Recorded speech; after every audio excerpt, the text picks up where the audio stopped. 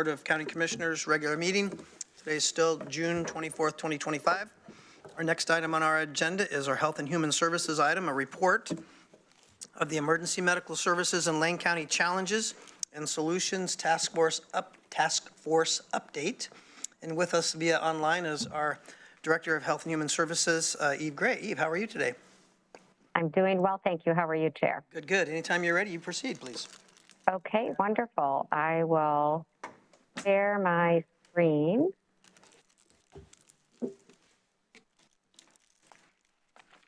And let me know if you can see that.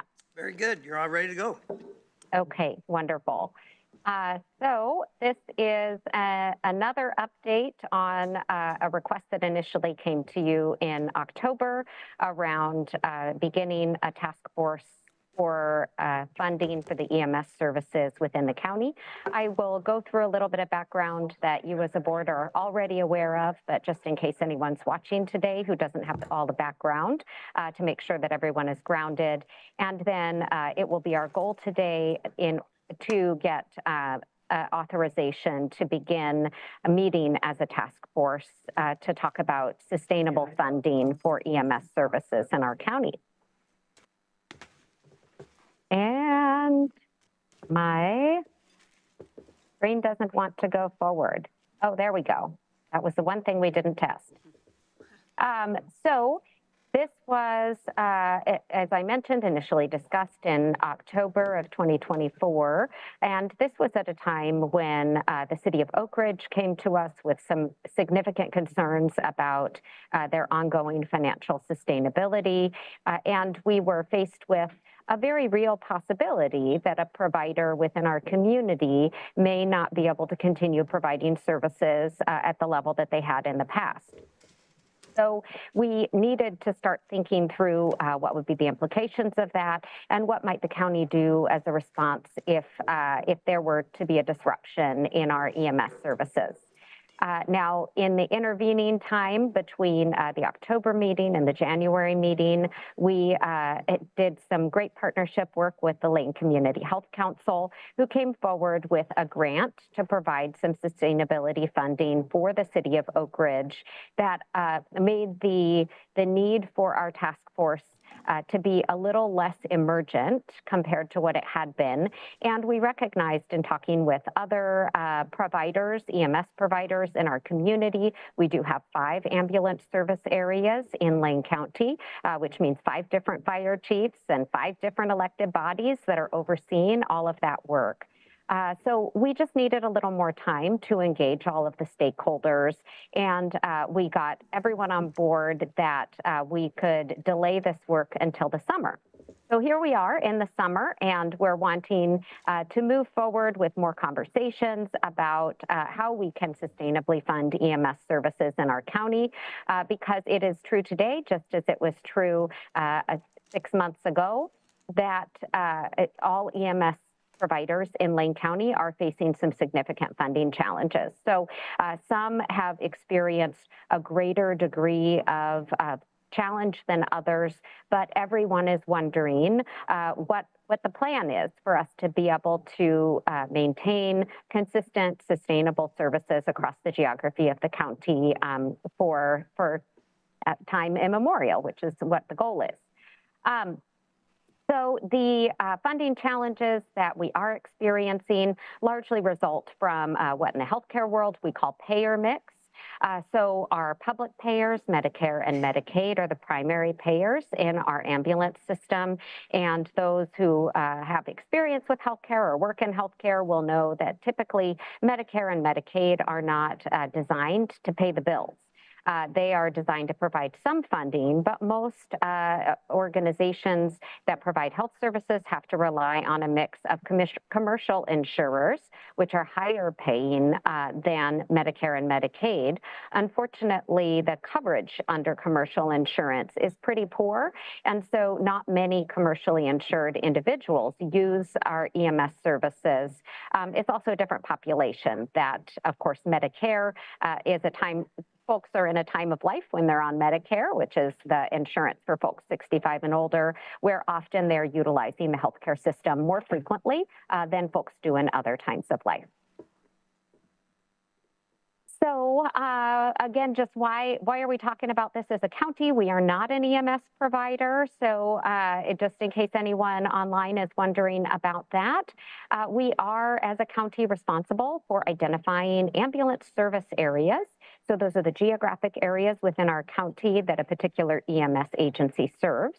And we're responsible with assigning contracts to EMS providers in order to serve specific ambulance service areas, or ASAs are the abbreviation for that. So oversight of ambulance services is a core function of the Lane County Board of Commissioners that is statutory at the state level. That counties have an obligation to oversee ambulance services and assure that ambulance services are available throughout the county. So should any part of the local ambulance system fail, Lane County would be responsible for identifying an alternative. And that's why we want to start talking about it early and make sure that we're keeping on top of the concerns the ambulance providers are bringing to us. So we have been continuing to do work on this since January when we delayed the task force to the summer. We did receive nominations for elected officials from all of our ambulance service areas, all 5 of them. And in the areas where the municipalities are overseeing ambulance services, the mayors were the ones who identified the elected officials who were to be on the task force, who they would recommend to be on the task force. In the areas where a fire district oversees the ASA, it was the board for the fire district that made the determination about which elected official or officials they would nominate to participate.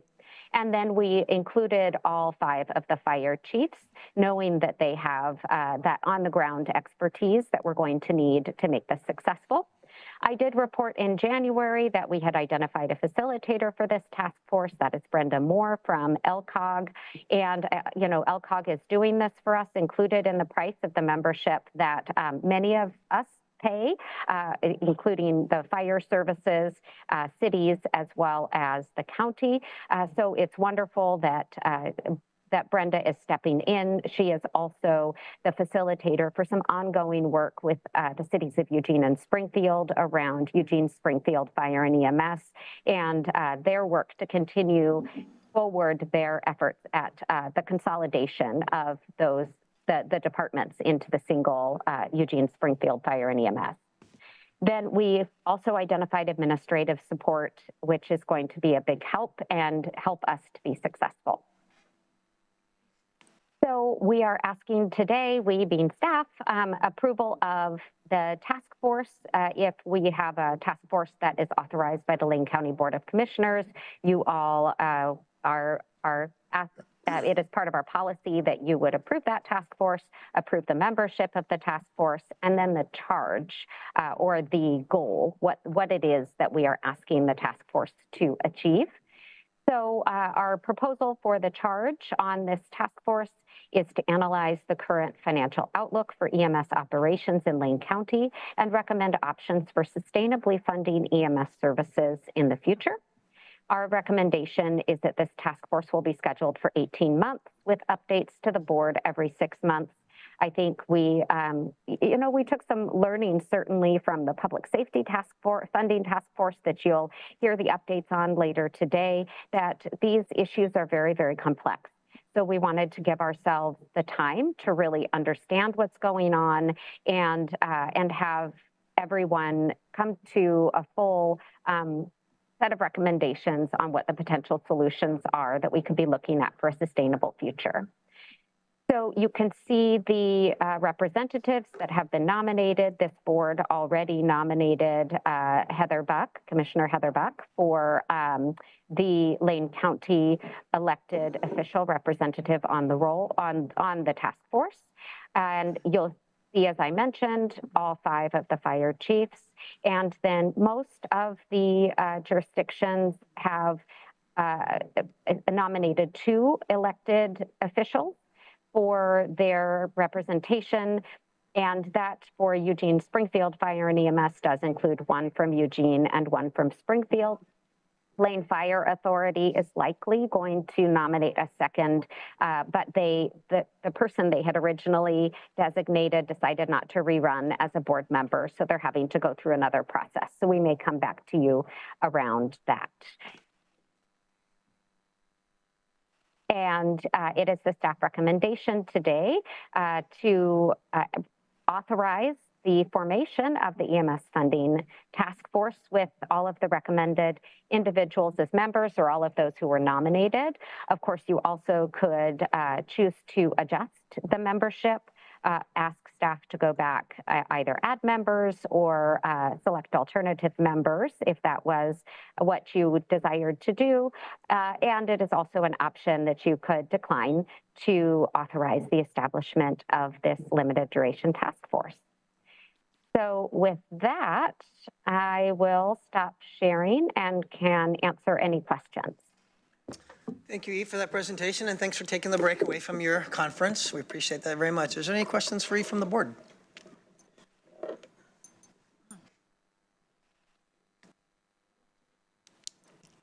Okay, it seems pretty straightforward. We have a limited, sorry, go ahead. Just could you restate the Springfield representative and the Eugene representative were both nominated by the mayors of those towns? That is correct. Although, as I think the board may be aware, both of those counselors happen to also be staff members at Lane County. I had nothing to do with those decisions. That was the fire chief and actually Brenda Moore working with the mayors who made the decisions about whom to appoint. Okay, and maybe you don't know the answer to this one, Director Gray, but the city of Eugene, typically mayor would appoint and council would ratify. Is that the process that went through on that, or is it just a straight mayor appointment, do you know? And if you don't, I would understand. I believe that it was a straight mayoral appointment. Okay. Thank you. Great. Anyone else? I just have a quick question, Eve, that was proposed to me by some council members in my district. Did we have an idea for, is part of this task force to formulate a governance model between all the cities and the counties and all that? Is that part of the, I mean, we're still kind of in the infancy stage of this, so it might be too early to ask this question. I think anything's on the table.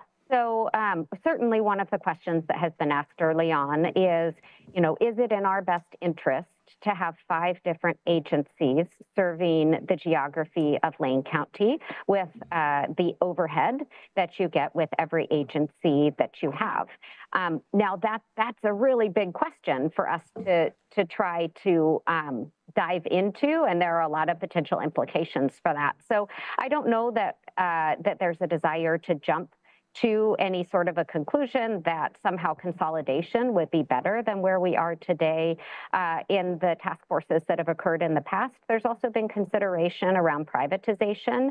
I would anticipate that that be one of the possibilities that we evaluate, just to identify what would be the cost, what would be pros and cons around that approach, just as there would be pros and cons to any other approach. So our ultimate goal is to figure out how we financially support EMS services, and certainly the existing model. If we were to maintain the existing model, we would have to think about financing that with the diversity of agencies that we have and the lack of economies of scale. Yeah, you're right about that complexity of the problem. I'm also wondering if in the next 18 months, obviously that seems like a long time to digest all of this. It seems like we have a crisis ahead of us sooner than that. But I'm wondering if there's any looming federal concerns in the next 18 months that could maybe derail some of our success that we're hoping for. Potentially. If we see depending on how quickly we see reductions in folks who are covered by Medicaid, we could see an increase in folks who are uninsured utilizing ambulance services. That could further destabilize the system. There are also some potential proposals around reimbursement for ambulance services, particularly in the Medicare and Medicaid realm. But I don't believe any of those are in the reconciliation bill. So we'll certainly be watching the federal budgeting process. If any of them come into play, the fire chiefs are are keeping a very careful eye on it and recognize that there may be more challenges ahead of us. But we don't have a timeline for when any of those federal changes may occur. And right now, I feel like 18 months will give us the time that we need to make good decisions. If something becomes more critical in the meantime, we will.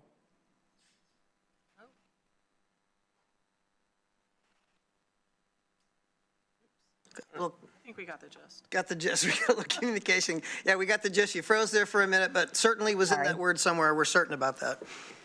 All right, well, great. Thank you, Eve, for your grasp on this situation and for your expert knowledge. We appreciate it very much. Is there any other comments or questions for Eve before we go to the order before us? We have an order before us, 25062412, in a matter of establishing a limited duration task force to address the challenges facing emergency medical services in Lane County with members listed in the task force roster. That roster for the public is on page 2 of the board packet, if you didn't catch that on the online slide. I'm looking for a motion. Chair, I've got a motion. I move to approve order 25062412 in the matter of establishing a limited duration task force to address challenges facing emergency medical services in Lane County with members listed in the task force roster. And a second. One second. You guys are doing a good team today. Appreciate you. My vice chair moved in the matter of establishing a duration task force per order 25062412 and was seconded by Commissioner Buck. Any discussion to the motion? Seeing none, let's call for the vote. All those in favor will signify with an aye. Aye. Motion passes 5-0. Thank you very much, Eve. Thanks for the break, and get back to the normal duties of your day, which are many. Thank you so much. Thank Take you care. again. Our next item is our Public Works item, which is a fourth reading and deliberations for ordinance 2503 in the matter of amending the Lane Code and to co-op amendments to the Springfield Development Code. Lots of numbers with that, but Jared Bowder, our senior planner, is with us to update us on this matter and to give us the last bits of this decision-making process. We're on the last stages, aren't we, Jared? Yes, we are. Thank you, Chair. Go ahead. And again, for the record, I am Jared Bowder, Senior Planner with Lane County.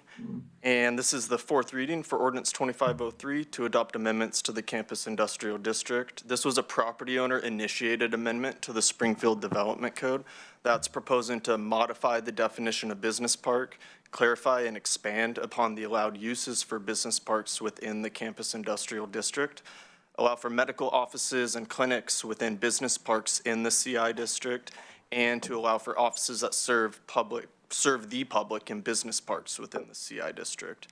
And following the May 5th continued joint public hearing on Ordinance 2503, on June 2nd, the Springfield City Council voted to approve the city ordinance number 6496 on this matter.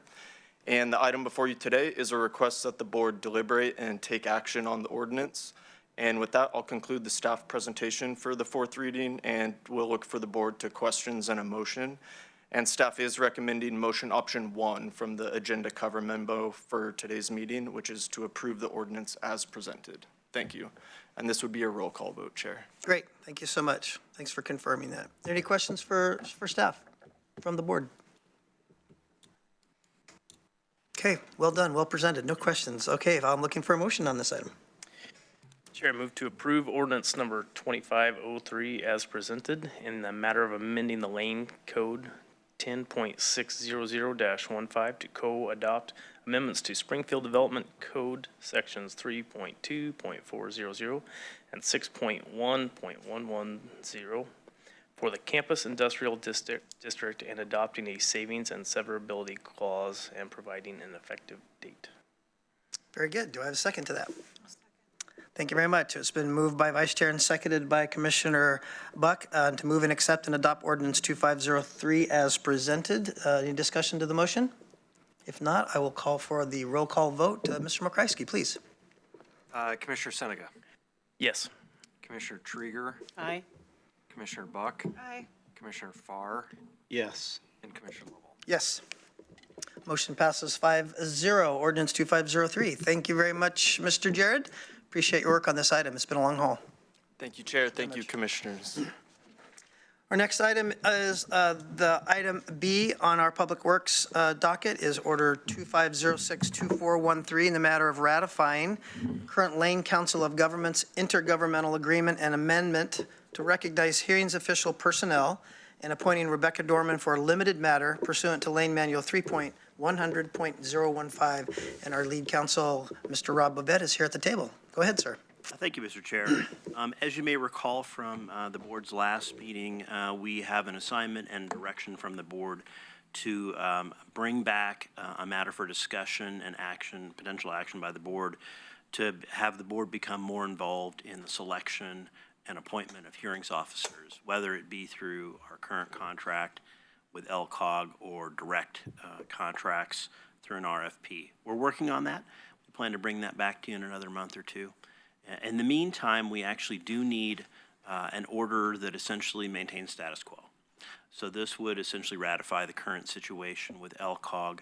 It would also appoint one particular hearings officer who was agreed to continue and finish handling one case, even though she is not renewing her contract effective July 1. So this is basically a status quo order to keep us good for the next few months while we do the assignment from the board. Happy to answer any questions, and I see Planning Director Amber Bell snuck up next to me too, if you have any questions for her as well. Ms. Bell, anything from you? Nothing to add. Good, awesome. Anything for the board? Any questions or comments? Seems pretty straightforward. All right, I'm looking for a motion, please. Move to approve Order 25062413 in the matter of ratifying the current Lane Council of Governments intergovernmental agreement and amendment to recognize hearings official personnel and adopting Rebecca Dorman for a limited matter pursuant to Lane Manual 3.100.015. Great, and do I have a second? I'll second. Thank you. It's been moved by Vice Chair and seconded by Commissioner Buck to approve order number 25062413 in the matter of ratifying the current Lane Council of Governments intergovernmental agreement and to amend the hearings official personnel and appointing Rebecca Dorman for a limited matter pursuant to Lane Manual 3.100.015. Any discussion to the motion? Seeing none, let's call for the vote. All those in favor signify with an aye. Aye. Aye. Motion passes 5-0. Thank you very much, Ms. Bell. Nice seeing you. Nice seeing you again, Council. And he goes over to the Batcave. Awesome. All right, we have a time certain for an item at 2:30. Looks like we're a little bit ahead of schedule. We will recess and meet sharply at 2:30 in the Board of County Commissioners conference room for a report on our Public Safety Funding Task Force. So we are recessed.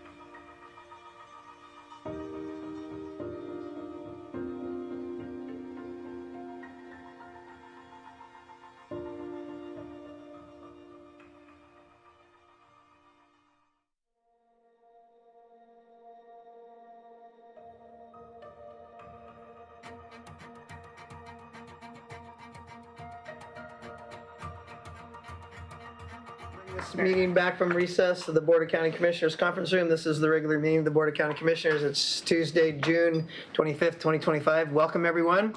We have our almost last item of our agenda session today. It's a report on the Public Safety Funding Task Force and recommendations. It's our County Administration 11A item. Mr. Mokrajewski, we have some panelists here that are with us. Would you rather I introduce them or you do an intro and introduce them, sir? It's I'll up to you. just do, if it's all right, Chair, I'll do Take it a away. brief introduction, Chair, Commissioners, and those with us today. We're really pleased to present to you a long-awaited report from the Public Safety Funding Task Force. And just, for those who have not been tracking this issue, in October of 2023, the Board of Commissioners look at myself. Sorry. Needs an elbow room there, Steve? I can have him move No, down. yeah, the camera. I feel like I'm watching myself speak, sorry. In October of 2023, the board approved a resolution that directed the county administrator to establish a funding task force for public safety services. So we worked, commissioners made a number of appointments, and I, along with our team of folks, including the sheriff, the district attorney, the director of community justice and rehabilitation services, and a couple of other folks, our H&HS director, I believe, worked together as a team to make the other appointments. So all told, we had 11 individuals. We actually had more folks apply to serve on the task force than we had slots available, but we had 11 individuals that were selected to serve on this task force. They began meeting in April of 2024, and concluded their meetings in April of 2025. So 12 months, there's a ton of work that you will hear from the co-chairs here today, and I'm not going to talk at all really about the process or the recommendations, because that's for them to share with you. I want to thank, just at the front end of this, the 11 individuals who served on this task force, volunteered their time, a lot of meetings. Some were an hour, some were several hours, and then there was time outside of that where folks were reviewing information and asking questions. We had a number of departments that presented to the task force over that year, including the Sheriff's Office, District Attorney's Office, Health and Human Services, Community Justice and Rehabilitation Services, our budget manager, and many others. So I want to thank the 11 individuals on behalf of all of us in Lane County, for their time and their thoughtful efforts. It was really robust, deep conversation, which is why it took a year to do this work. I also want to thank the staff, many of whom are in the room here today, that helped support this effort. And we'll have more of an opportunity as we take questions from the board and discuss more. So I'd like to introduce the co-chairs of the Public Safety Funding Task Force, Courtney Griesel and Faye Stewart, who I know you all know very well. They were nominated and supported by their peers on the task force to serve as co-chairs, and did really an incredible job over the past year. So I'll turn it over to Courtney and Faye to walk through their recommendations for you. Well, good afternoon, and it's great to be back here again. As many of you know, I spent 12 years on the commission, and the reason I ran as a commissioner was to improve public safety. And so when I was received a call from Commissioner Buck asking me to consider being on this task force, I was humbled and accepted that offer to continue to try to support the effort of improving public safety. So do you want to say something before we start? Yeah, I mean, I appreciate the opportunity to be here. I want to flag that this has been a privilege to serve on this committee with the folks that we were in the room with. I'm here as myself, as a community member who's raising a family, who lives here, who has a household, who's employed in public safety, in addition to having spent years in public budgeting, and also having this ability I have today to represent a private company. So I was excited to be able to step into a private sector job role, career role, that opened me up for the ability to participate in input spheres like this as a community member. So just excited for that, and I know the rest of our committee came to the table with similar sets of diverse experiences. There was a lot of public sector knowledge in the room, service providers, there was business representatives, geography, diversity of the coast and rural communities and urban. So it was an incredible group of people that challenged each other the whole time. Rarely consensus on anything. Yeah, and I'd like to echo that. I don't know if it was on purpose by this body, but I felt you did an excellent job in appointing the individuals, because, as Courtney said, we had what I felt like a real good representation of all of the county present at these meetings. So with that, our charge from the board, and we tried to keep this purpose statement in front of us multiple times, and when we felt we were getting away from it, we'd have members that would bring it back. But it's to explore possibly long-term funding solutions for Lane County's public safety system, and create a report with recommendations for the county administrator to present to the Board of Commissioners. Our work entailed 18 meetings and over 42 hours of discussion and study. We also, if it's okay if you want to ask questions as we go, if you're comfortable with that, Chair, or and if we're going to get to it later, we'll flag that piece. Something that we did generally have some consensus on was that we didn't all agree on what the purpose statement meant. So that meant we kept the definition of funding solutions a little bit broad. We didn't assume that it meant only new revenue. we understood a funding solution could mean a change in existing revenue or a change in service delivery even. So I think that was a key place early, was that if that committee is representative of the community, there's not consensus on what people think the solution is. So with that, we start here with the immediate challenge. Essentially, presently 74% of the discretionary general fund already is committed to public safety, but the definition of public safety is broad.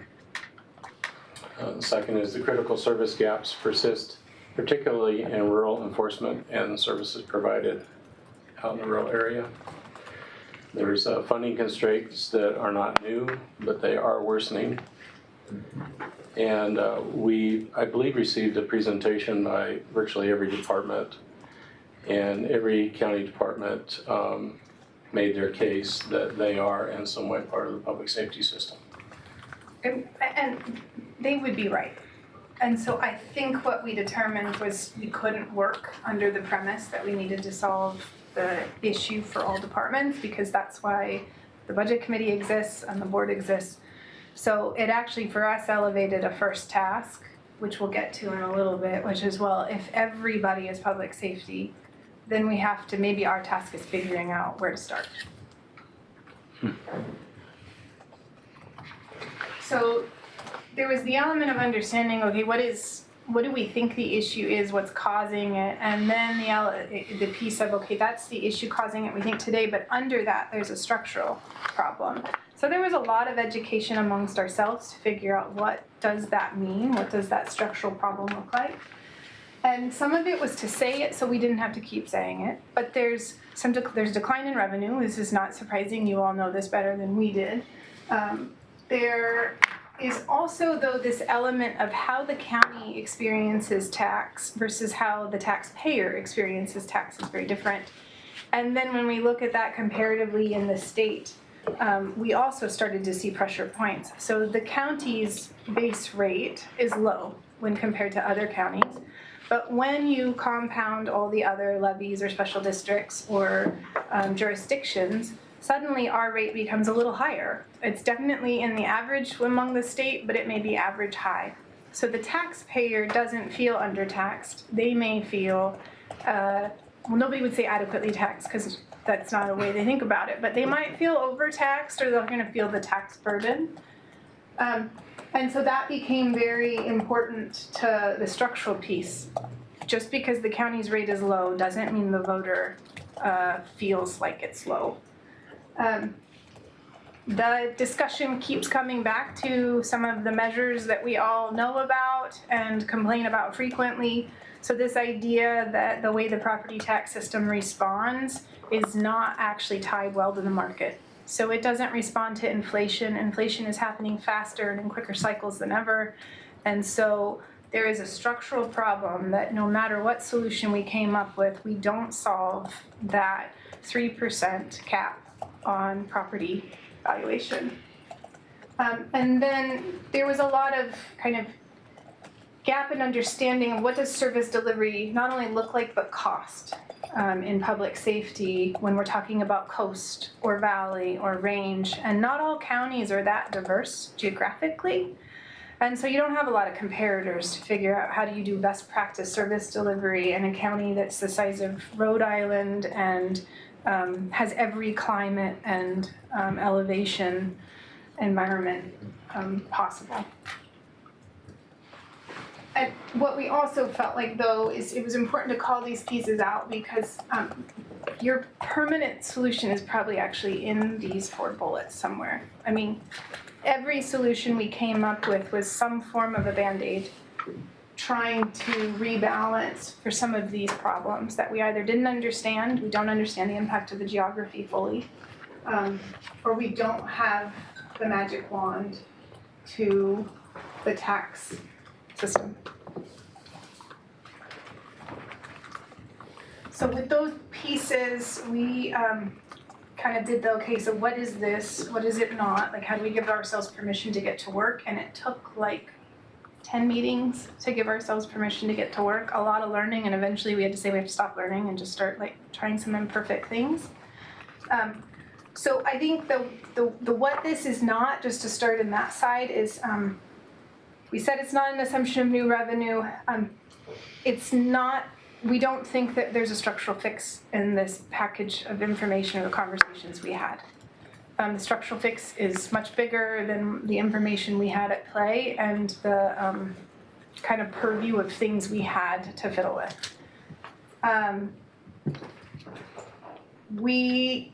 What we focused on was not fixing the issue for all departments, so, and also not something where we were targeting alleviating general fund pressure for other departments. So not swapping money around to create capacity for other departments.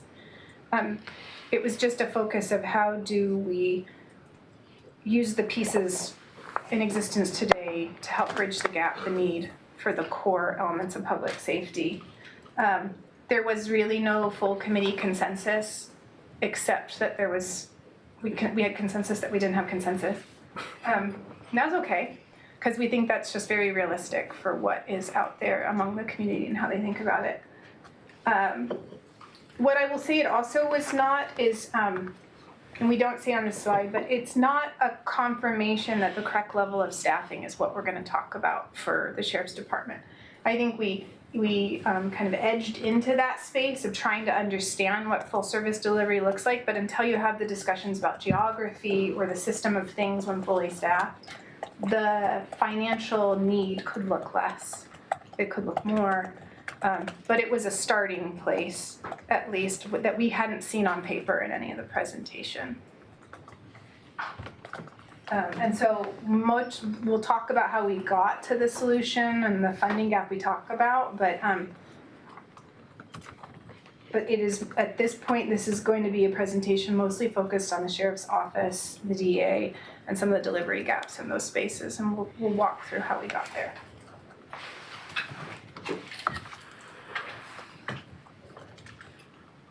Can I tackle this one? Sure. So this was our attempt to capture our presentations from the 10 different departments. I believe that this is familiar with the commissioners. The wheels are the various different services and is provided in our public safety system. It's, of course, the Lincoln County Sheriff's Office, Finance, Prosecution, Public Information, Behavioral Health, Community Justice, Rehabilitation, counties, Lincoln County, or County Administration, Assessment and Taxation, and Public Safety Coordinating Council. All of those areas reported shortfalls. Every one of these cogs are a component, and they are all underfunded for the workloads that they have. So in essence, you can see the three highlighted cogs, which is policing, jail, and prosecution. Out of our committee, if there was anything we were closest to consensus after going through everything that we did, we felt strongly that we needed to start with the policing, the jail, and the prosecution component of the public safety system.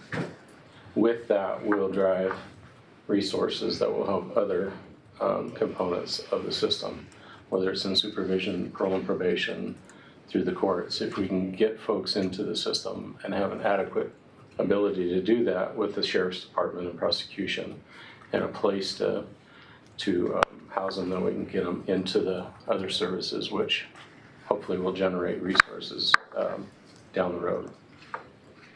I think the committee was so diverse and kind of well balanced in some of it. We revisited this core focus often because there are people in that room who specialize in public health and in some of the recovery programs, and so there was not a moment where we were ever debating whether those programs are important, as much as we were saying if you have to start anywhere, kind of what's the cornerstones that keep all those other programs whole as well.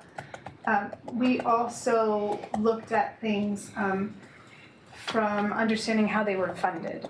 So, is there other funding in the Sheriff's and Rural Patrol, or is it quite reliant on general? And it's quite reliant.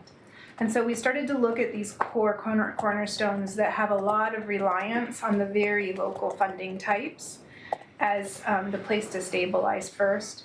The jail comes onto the conversation partly because we looked at how the voters in the community might feel about that temporary levy cycle and sometimes the uncertainty that that can cause and how you staff and manage a facility.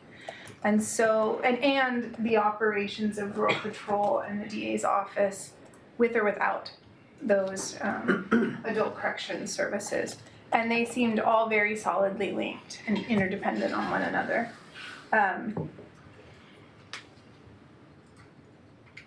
Yeah. So that became the primary focus, and I agree. I think we really did have consensus on this space with varying levels of kind of reminders at any chance. Commissioner Trigger. Oh, no, I'm just. Oh, sorry. Keep that finger down.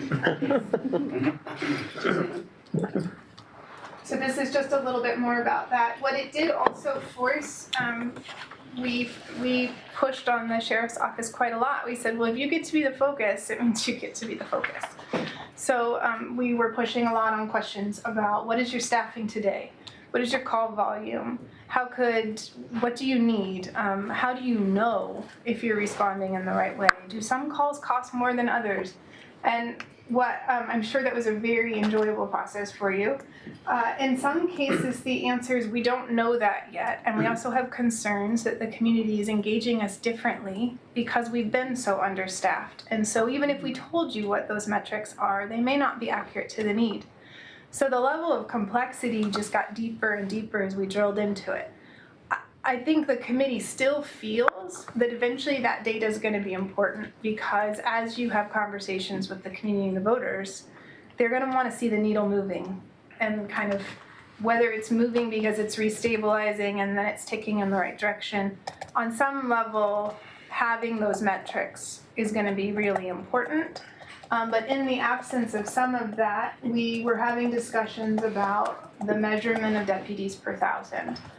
And that's kind of an apples to apples measurement, but once you get beyond that, there's pieces like the geography that maybe don't factor as evenly into it, so you're picking like counties. The cost of the gap we were looking to fill is using the deputies per 1,000. So it's just that caveat of not getting too alarmed yet at the number because if you find that actually 0.37, which is what the comparative was that we used, if it's actually a little bit lower, then the gap you're trying to solve is lower. Or maybe the system grows differently and doesn't need to be at 0.37. But that's what we focused on at this point. That does result in an additional 68 deputies.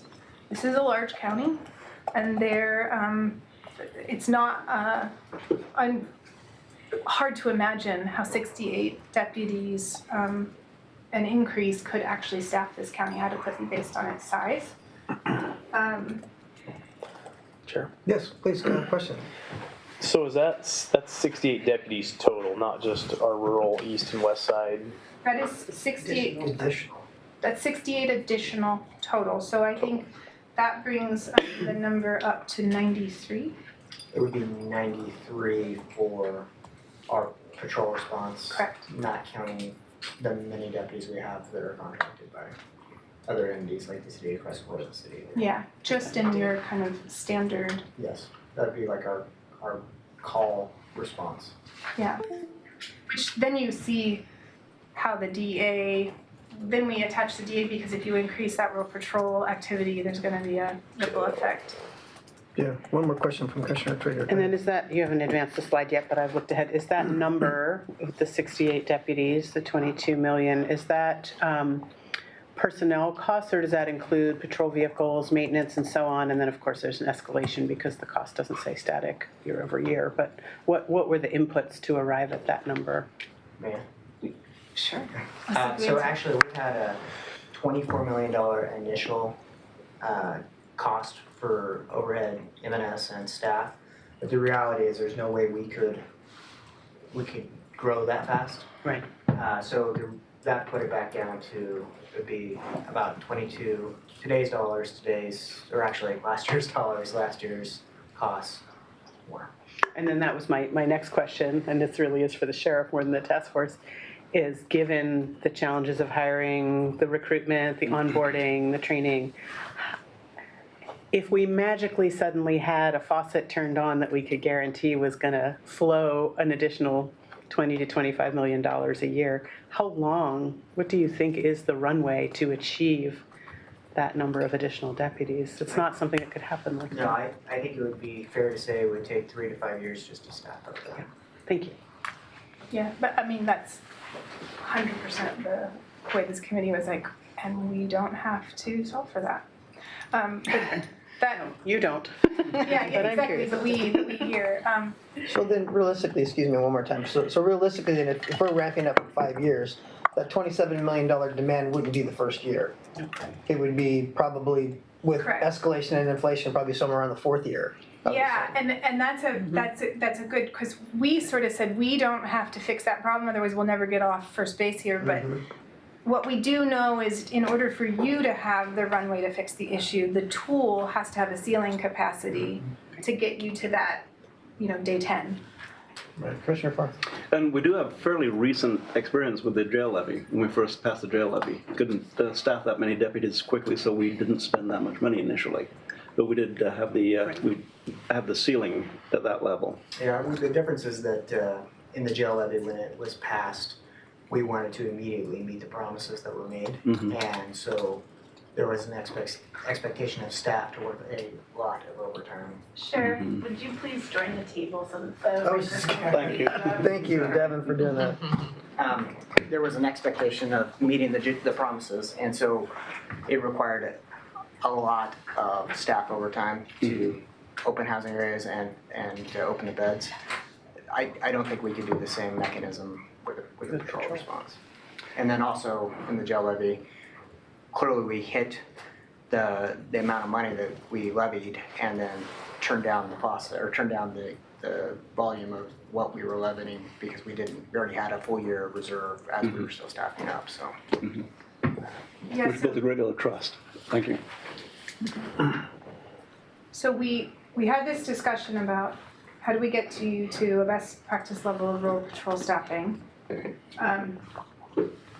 The cost of that was the 22, which is a kind of quasi-loaded amount. And then there was the discussion with the DA, which is how do we keep you afloat with increases in volume? So that was an estimated additional $5 million. So that does add some attorneys, also some legal staff, support staff. That does not do any improvements, kind of infrastructure, capital improvements. That's a people element.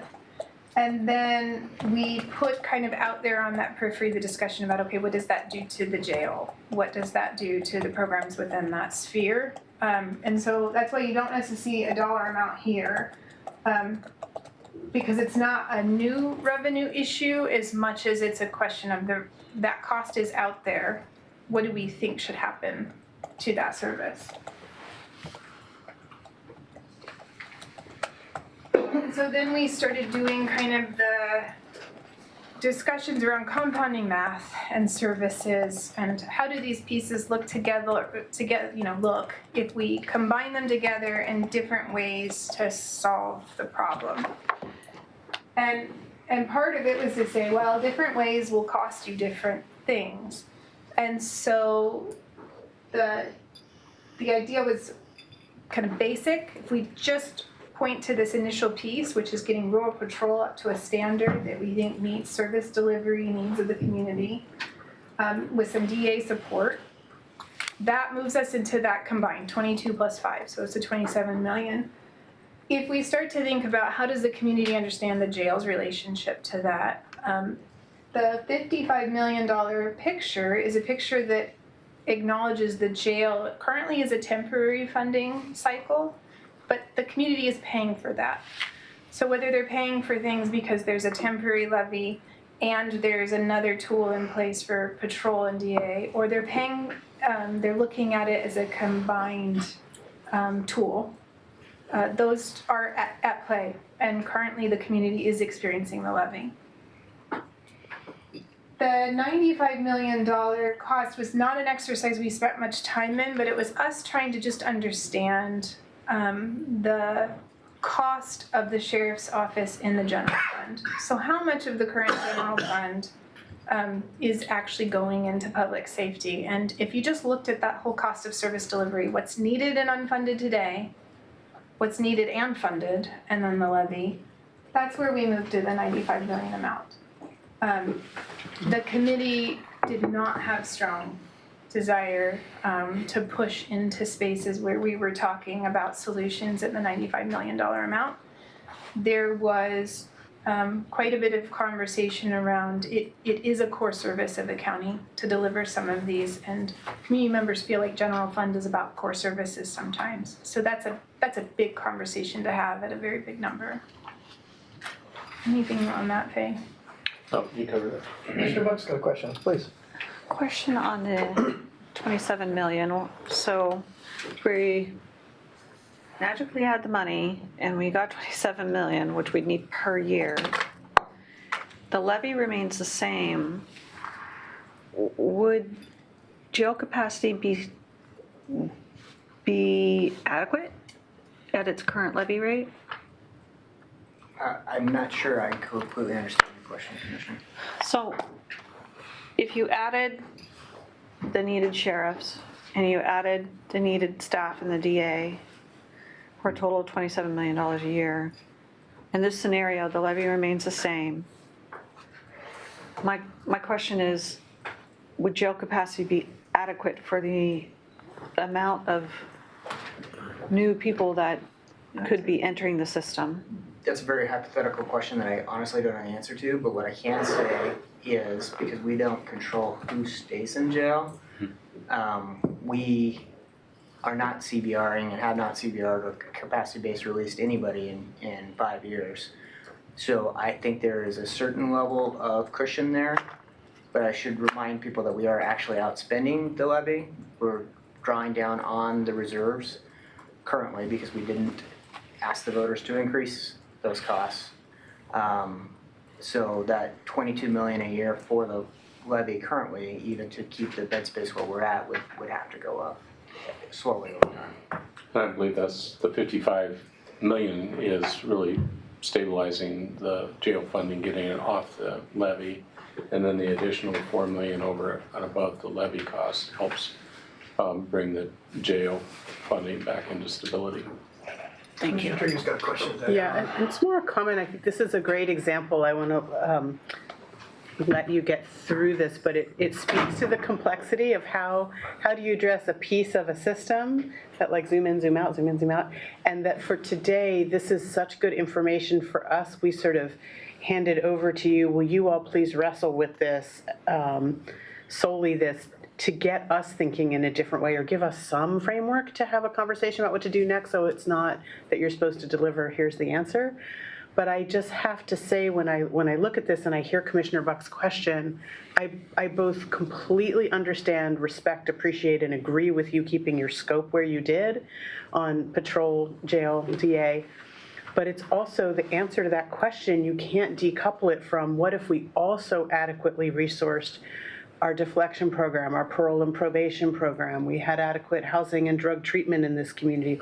All of those things impact eventually what kind of jail capacity we need, not just number of beds, what kind of services we're offering, because if we can reduce the acuity and the number of people at high acuity in the jail with addictions and mental health, then that's not where we have to spend that money, but we're spending it somewhere else. So I just kind of want to put that on the table, that I appreciate that you had to focus somewhere, but that we also have to keep in mind the fuller picture of the system, and where else the inadequacies are that are going to make the most use of whatever money we might be able to identify or that the community is willing to spend. Yeah, 100%. I mean, honestly, I think we were at like meeting 14 and we were still having those conversations too, and feeling like we're going to fail as a committee if we can't figure out how to take a bite. And I do think it's where we started moving into, not that 95 million is a number that anybody can afford. I mean, the reality of 27 million is, depending on the tool you use, that still may be one of the highest contemplated gaps a community in the region right now is talking about. And so, that's an issue in and of itself. But we spent time talking about the general fund piece because, really, all votes is very important, and how that money is moving around between general fund and new revenue, and something gets alleviated in that.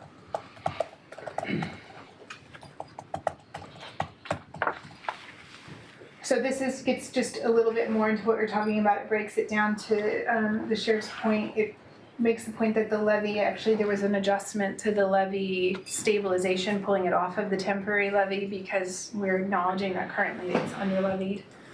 And it kind of pieces together what we were looking at. So we talked through a little bit of pros and cons of these pieces as a committee, but we also realized we still haven't gotten into like the contemplation of the tools. In all of these kind of cons across the board is that as we talk about new revenue, there really is no such thing. The new revenue to us, to the committee's contemplation, is somebody else's existing revenue, and they were probably planning to do something with it. And so it led us to the discussions about how do you get the bill down?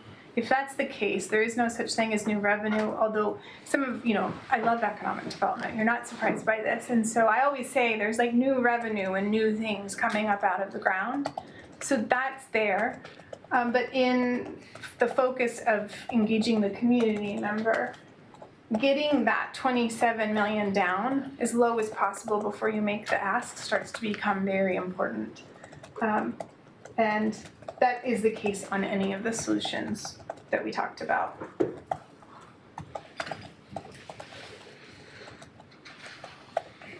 So just kind of the mindfulness before we go into the tools, a lot of sensitivity around, we came up with tools, but we are not necessarily saying any of them are the great idea or the right thing, but just things that we wrestled with so you'd get an idea of maybe how the community respond to them.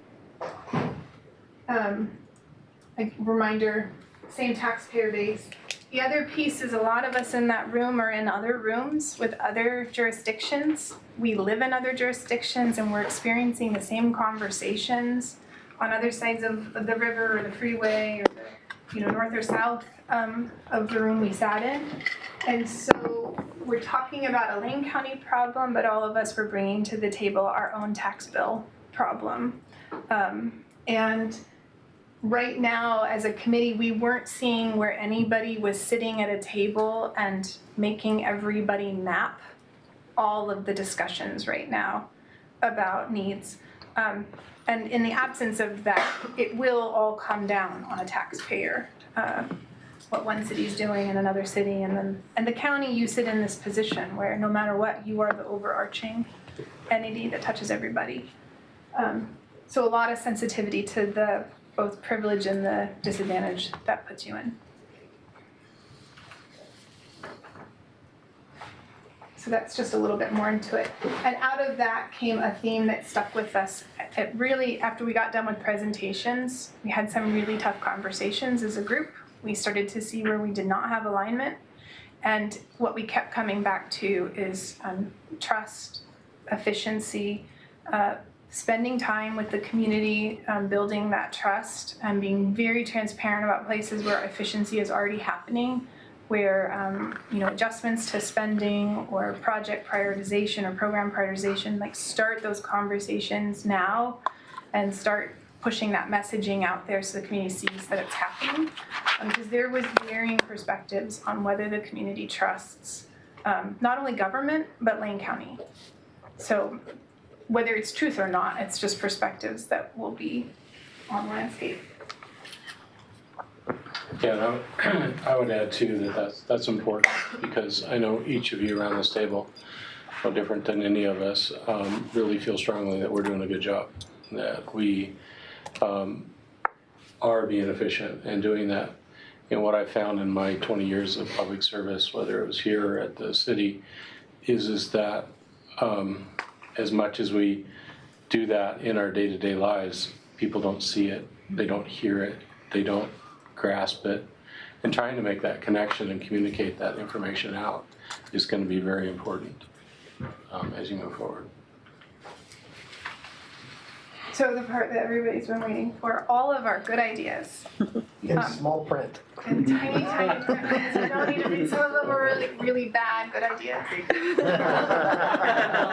We gave ourselves permission to have all the bad ideas and to put them down. We forced the facilitator to let us do a sticky note exercise. I'm still not sure we think that was a good idea or not, but we did it. And there was some really creative things that went up on the board that are just not feasible, and don't have any, they should not be taken as any perspective on whether the county is a good county or not a good county, or whether, you know, Florence wants to be attached to the valley or not. Like, it was just a discussion about the structure of the issue and like, well, what's the real problem there? What would you have to do to break that problem and reassemble it? So, you know, there was ideas that seemed like good ideas, like commissary fees, that ultimately it was like, well, that's a lot of work for not a whole lot of bang. There was ideas about, you know, increasing ticket prices and elements that just from a hurdle standpoint or even scalable potential, not a lot of momentum out of them. And so we talked about all the good and the bad. One thing we acknowledged on all of them is if a solution existed that didn't require some sort of like rule change or potentially a charter amendment or a statutory adjustment, it would already have been used. So everything we came up with had a reason you can't do it today, or somebody who wouldn't like it.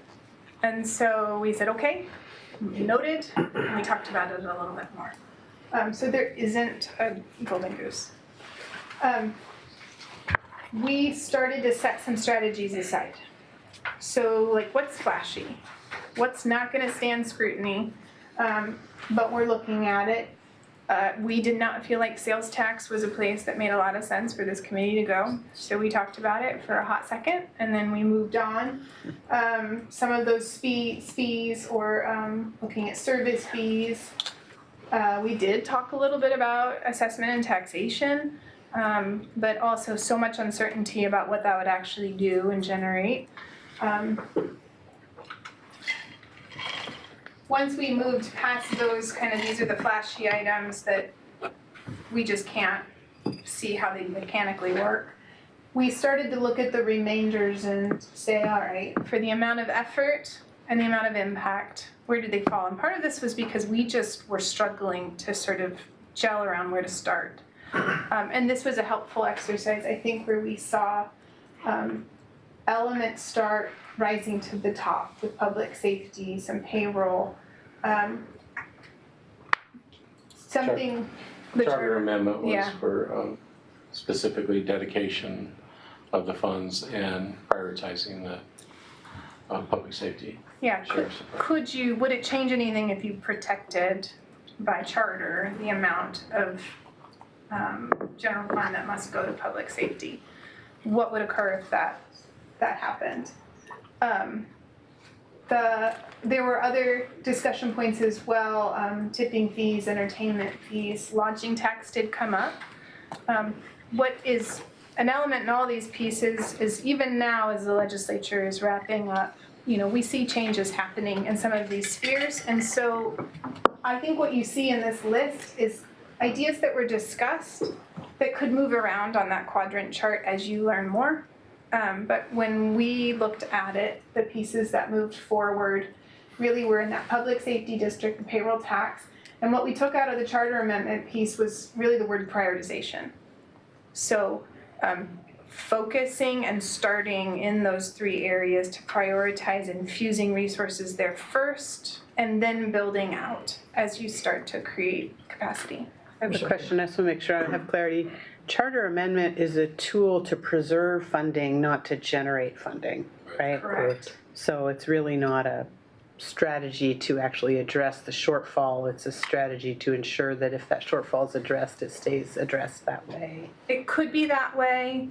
in the way that, some of the committee, we worked through the charge, if we were looking at just in that kind of focus on rural patrol, which is to say other programs and projects are happening and expanding around the county, one way to dedicate funding, to find funding resources would be to dedicate them, prioritize them in that way through charter. I think yes. Yeah, and there may be other mechanisms. I mean, a levy does that without going through a charter amendment. A levy does that. Because you're dedicated, you have to use it the way you say and segregate the fund, right? But it doesn't lock you in. I think about, the past effort to have an income tax, where we had the two items on a ballot, income tax and a cap, and the cap passed and the tax didn't. I mean, charter amendments are a very heavy lift of a way to go. Yeah. And can cause problems later. I think I would add too, the charter amendment touched a little bit on the trust component. It was very similar. When the Board of Commissioners, when I was here, we did the charter amendment for the income tax, and the purpose of that was to really say to the citizens that with this charter amendment, it's only dedicated to that specific thing. But for example, a public safety district has to be approved by the voters too, and embedded within that is segregating and dedicating the funds. So it's redundant to have a charter amendment. Is what I'm. Yeah, it could be, and so some of these could come together. Okay. Some of them could stand alone. I think under a charter amendment concept, there was discussion about, is new revenue appropriate? Because that's the other, if there were to be no new revenue available, then what's another way? And so it wasn't a judgment of whether this is good or bad necessarily, but another way could be dedication of existing. And the other thing I would just add in this conversation is you can see at this point in time when we put transient room tax on the chart, it was under different rules than may be going to be changed here in the near future. So my word of advice to the commission is as you proceed forward, you may be looking at these things and then analyzing in a similar way to see how they changed and does it make sense to bring that back into the fold to consider. And how they change by rule could also indicate the right tool. It might mean that you need to look at a special district, or it might mean something else, but you don't want us around forever, so you get to have that. So in that matrixing exercise, this felt good, crossing stuff off the list. I think we all felt like, okay, we're finally accomplishing something. In that matrixing exercise, we crossed out quite a bit. And what remained was, and so we talked about charter amendment, but really what we came at it, we kept saying, but what's so important about that that's broader than just charter amendment? And it's efficiency and prioritization of existing dollars. So not of new revenue necessarily, but of existing spending. Prioritize in projects and spending the rural patrol and the DA component. The payroll tax tool was one that kept rising to the top that the committee wanted to talk about, public safety district. And then a discussion about that buying down of the full burden. So are there other don't ignore the little things, because the little things early could build trust. So can you take the 27 million and subtract, even if you're subtracting 800,000 a year, and then you're subtracting 500,000 and you're getting it down, that number, it's showing the public that you're trying to get the number down before you make the ask. So that's kind of what we said here. The other thing we noted is, as we were asking for a lot of information and data, there is a lot of data and there is audits performed, but those are backwards looking. And so we had sort of a discussion about efficiency audit or new solution or new spending or kind of innovations in procurement, or are there audits that can be done that might innovate service delivery, and that could also alleviate some spending pressure. Not that you haven't done it already or that every department doesn't on some level, but the committee spent some time talking about it. Well, were the it might reveal something that like, that would be nice, but I mean, if we could build a new jail that was more energy efficient, laid out in a way that, streamlined staff, there's a lot about the infrastructure that, Yeah. or like this building is another example, right? It costs us money, but we don't have the money to Yeah. do that, so. If I replaced the windows in my house, my bill would go down, but I don't have. But where's the capital to do that? Exactly. So I would imagine a sort of audit of that sort might just reveal solutions like that. Yeah. So then we jumped into, we spent some time in some of these. We brought your poor staff back and we made him go another round with us. We made your legal counsel, we pushed on him, like, well, why can't we do that? How is that illegal? That can't be. And sort of this, what we're trying to understand is what is the capacity of the tool? So it's not to say that this is the number you should tax at or levy at, but what is the capacity of the tool, which is different than what is the capacity of the people, of the voters, the community. Yeah, I just want to emphasize that just because we have on the screen 0.5% and what it generates isn't what we're necessarily advocating for. It's really just an example of what that tool could potentially generate.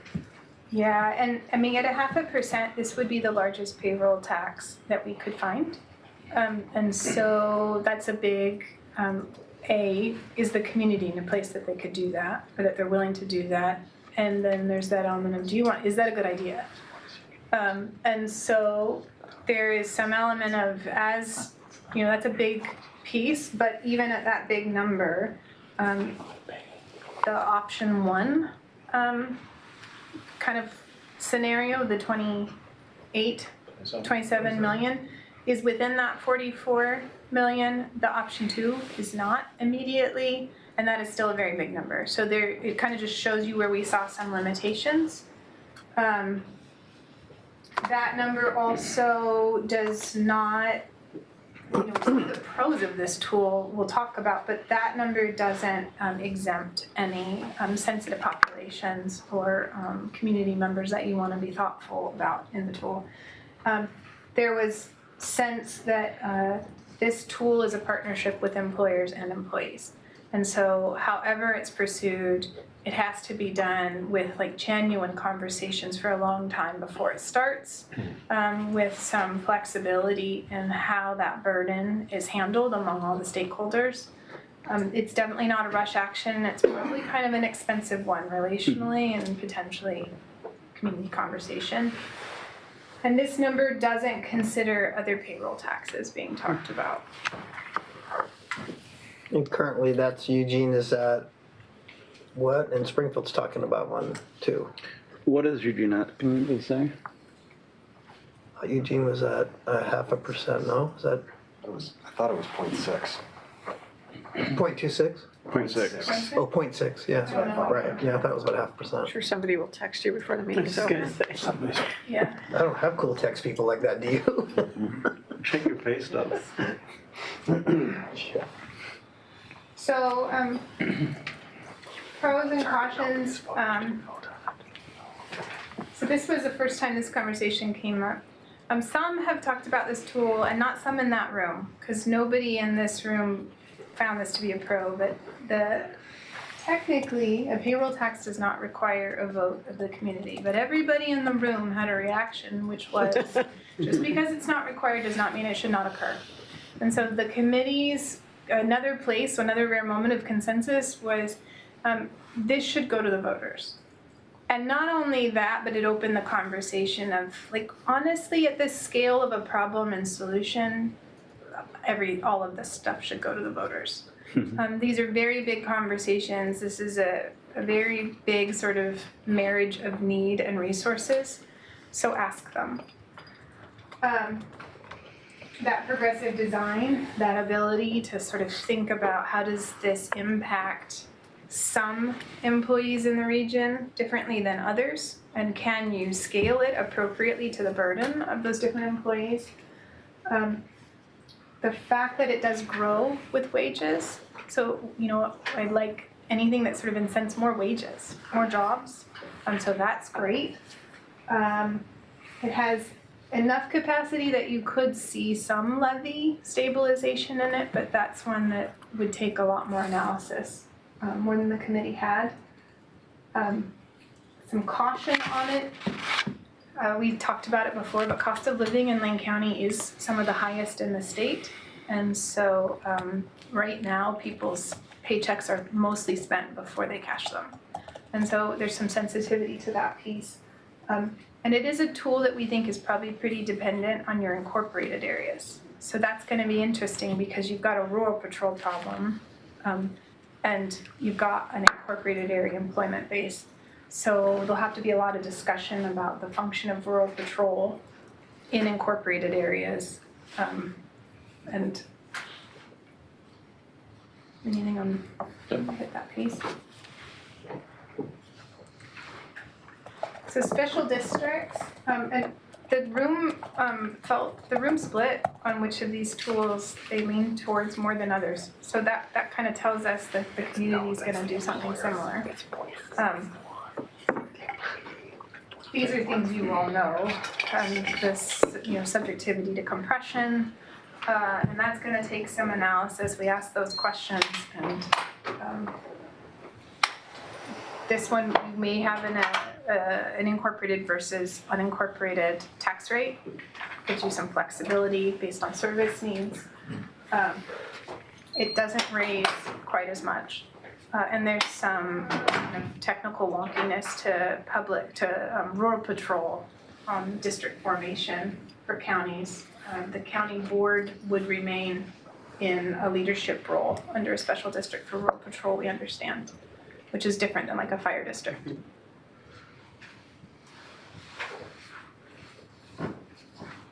You have a lot of the same cons. Your pros, this one probably limits a little bit earlier. Technically, although we still think payroll tax has a lot of limitation, fatigue is kind of the limitation for both. None of these get you option 3 as your funding need, which is why we just didn't really envision a tool that could get you to 90-something million.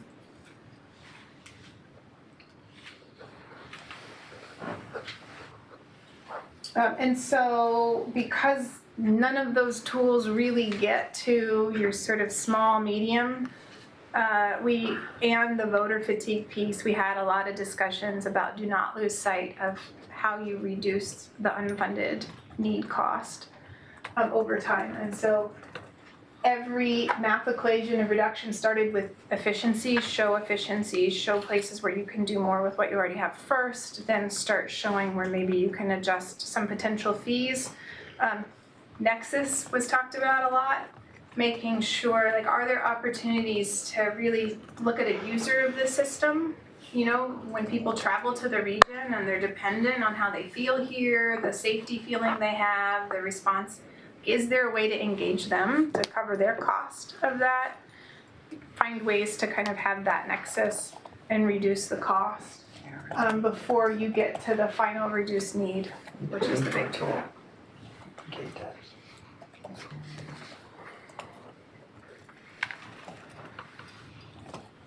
This is kind of all the pieces we talked about.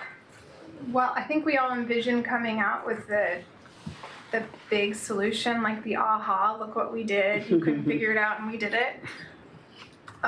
What we came out with really was more about, I think, a reflection on how we felt like we look like your community and what you might anticipate in the conversations with the community, a need for that trust, fiscal responsibility of what's already in place.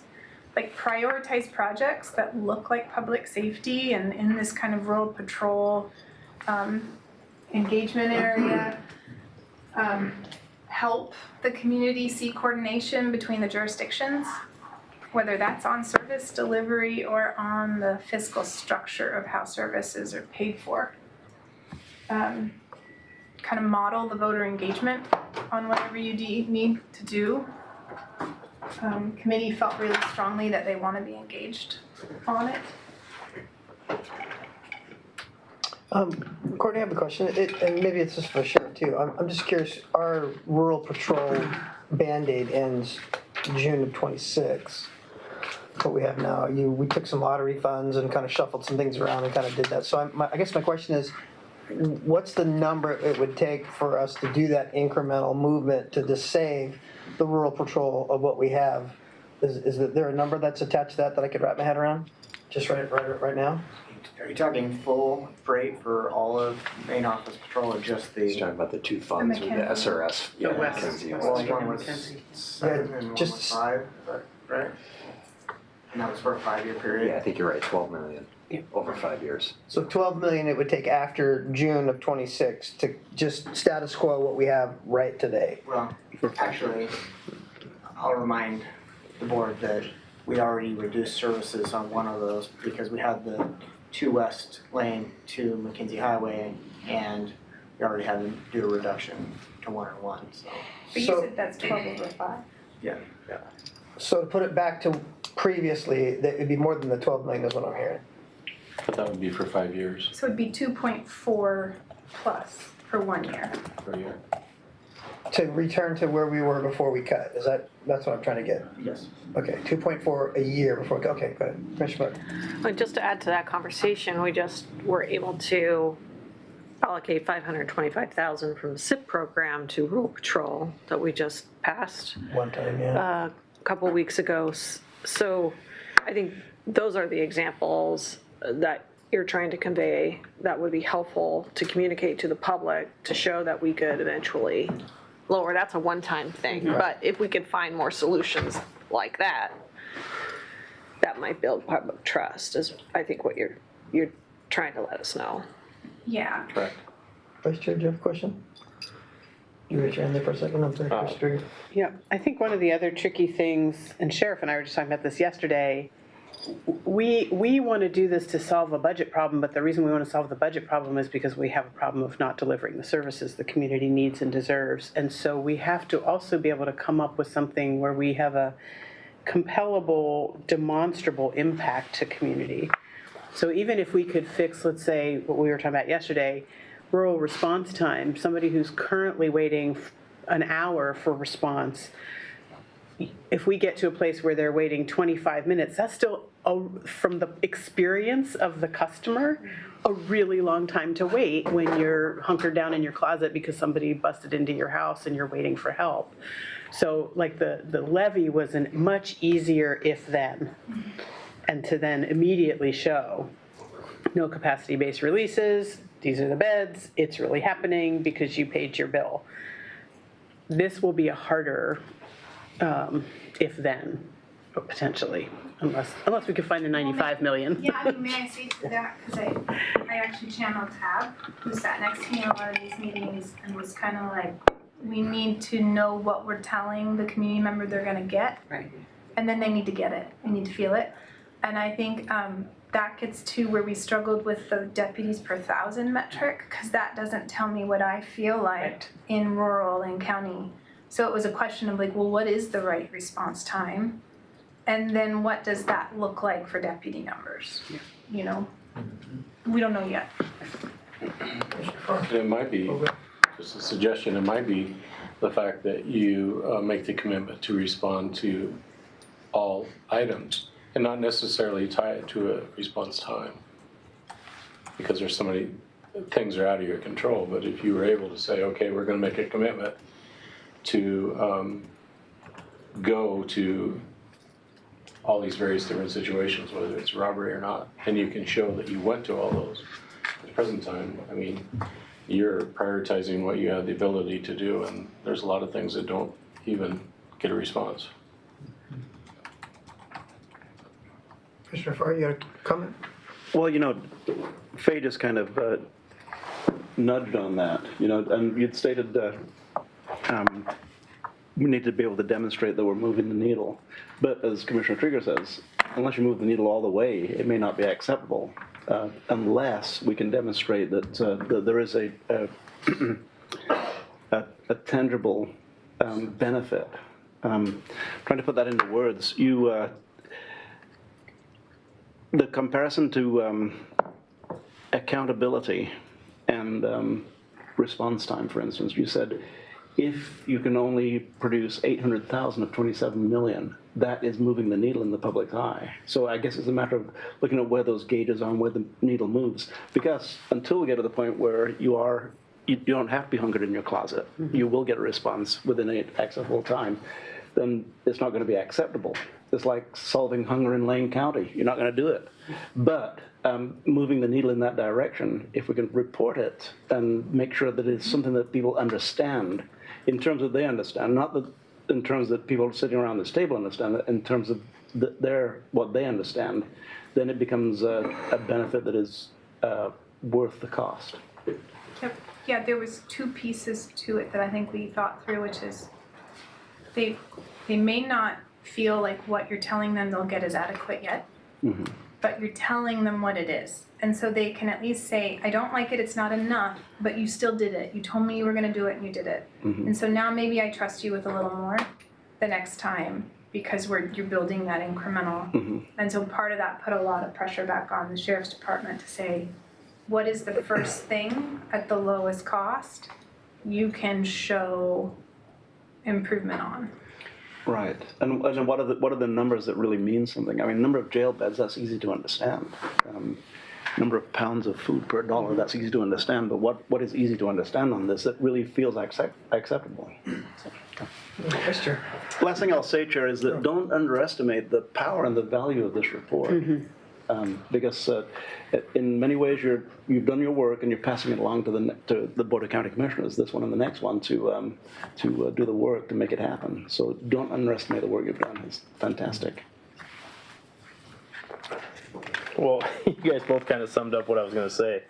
I mean, I was talking to the sheriff, and I heard from West Plain residents that we were down to one deputy before I was told. I mean, and that was within minutes, really.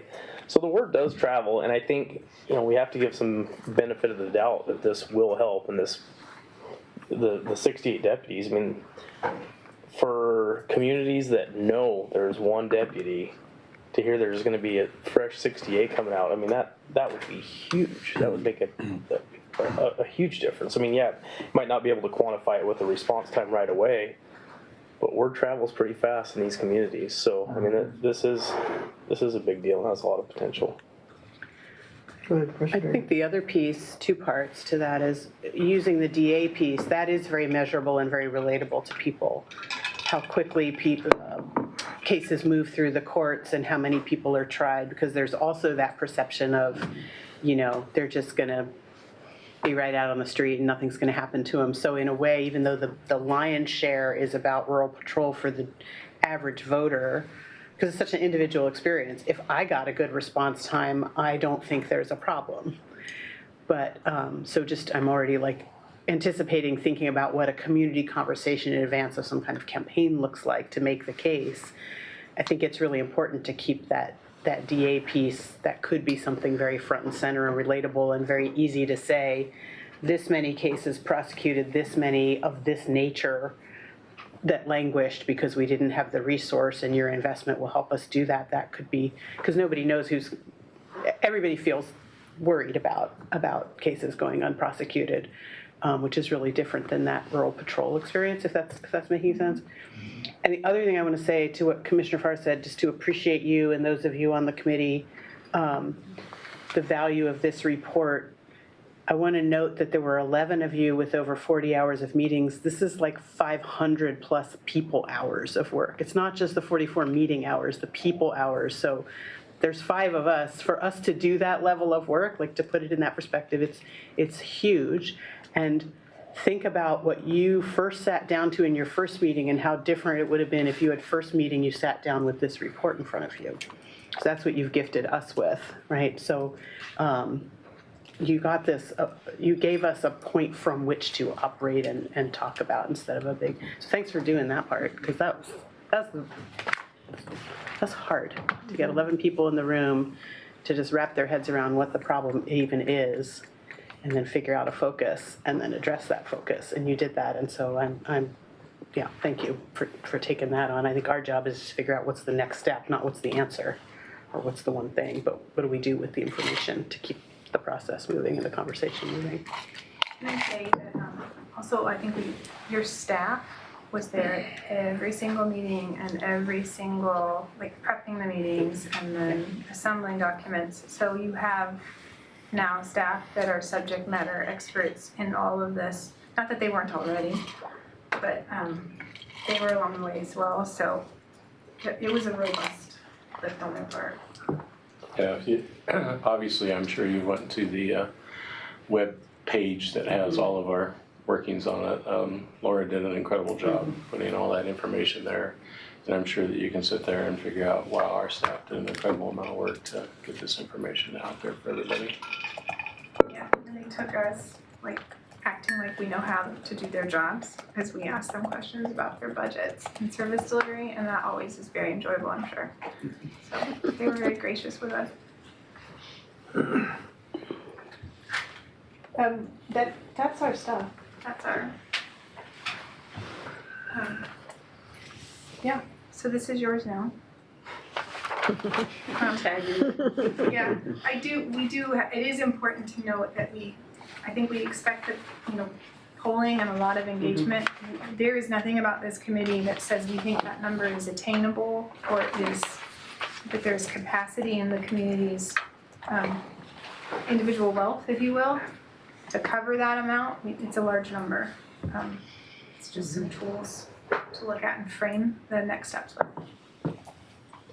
So let me ask you this, Courtney and Faye, the committee that you had was very diverse. You already gave us that information, which was really helpful. Of those committee members, did anyone ever bring up just an outlandish cut that we've been accustomed to this for X number of years, and in order to save this, we have to cut this leg off of this service? Did anybody offer up any of that kind of stuff? Because, I mean, realistically, we're kind of there.